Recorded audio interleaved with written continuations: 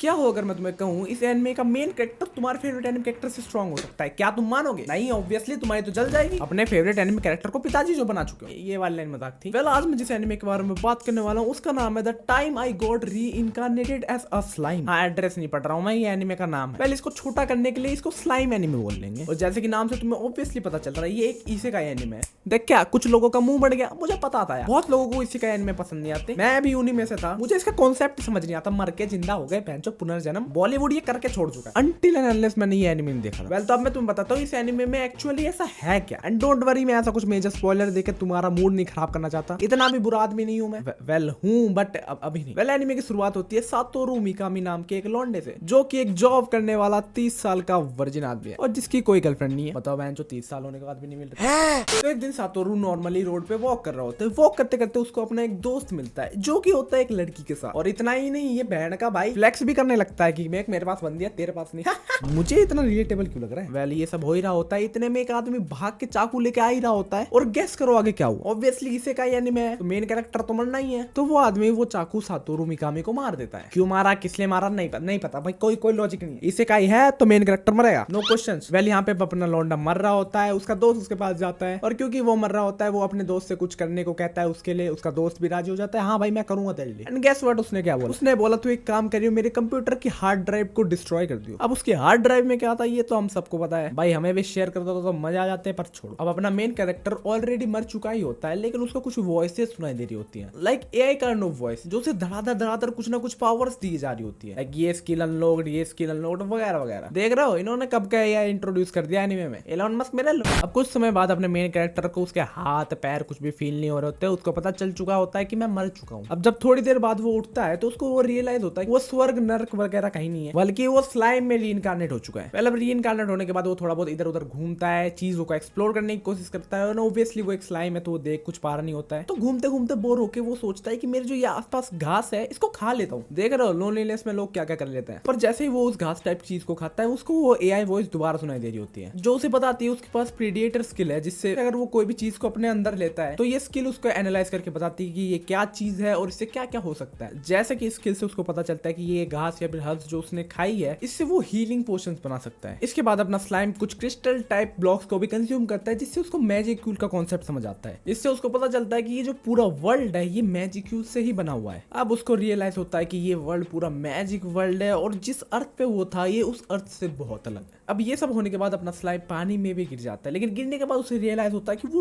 डूब भी नहीं सकता क्योंकि वो एक स्लाइम है। और अपना स्लाइम क्या करता है, बहुत सारे वाटर को अपने अंदर भर लेता है और एकदम से उस पानी को छोड़ता है, जिससे वो बहुत तेजी से आगे बढ़ता है, जिससे उसकी एक और स्किल अनलॉक होती है जिसका नाम है हाइड्रोलिक प्रोपोर्शन, जिसका मतलब है अपना स्लाइम बहुत तेज कहीं भी आगे बढ़ सकता है पानी का इस्तेमाल करके। अब इसके बाद आगे चल के अपना स्लाइम एक मॉन्स्टर से भी मिलता है, जिससे उसकी अच्छी खासी दोस्ती हो जाती है और वो अपने स्लाइम को मैजिक यूज करके इस वर्ल्ड को देखना भी सिखाता है। एंड ऑल्सो आगे जाके अपना स्लाइम बहुत सारे मॉन्स्टर्स से लड़ता है और उन मॉन्स्टर्स को अपने अंदर अब्सॉर्ब करके उनकी स्किल्स चुरा भी लेता है। गॉब्लिन विलेज में ही जाता है और कैसे कैसे करके अपना पूरा एक एम्पायर खड़ा कर लेता है। बस वीडियो यहीं तक थी। अगर तुम्हें वीडियो अच्छी लगी हो तो लाइक कर दो, चैनल पे सब्सक्राइब कर दो और हाँ जरूर जाके इस एनिमे को एक बार ट्राई करना, तुम्हें डेफिनेटली अच्छी लगेगी। और अगर तुम चाहते हो मैं इस पूरे एनिमे को कवर करूं तो comment down, I don't mind, मुझे तो व्यूज से मतलब। एंड जो मेरे पुराने व्यूअर्स है सॉरी वीडियो लेट लाने के लिए, मुझे माफ कर दो, बहुत सारी चीजें चल रही थी जिसकी वजह से वीडियो नहीं ला पा रहा था, but here I am. Don't worry, अभी तो बहुत कुछ आना है, so do good, take care, bye bye, peace out. और हाँ, अगर इस वीडियो में भी येलो डॉलर आ गया ना तो यूट्यूब वालों तुम्हारी बहन की हाँ मैं असली हूँ नो कैप, डी2 में जंगली हूँ नो कैप, डी2 में सन की हूँ नो कैप।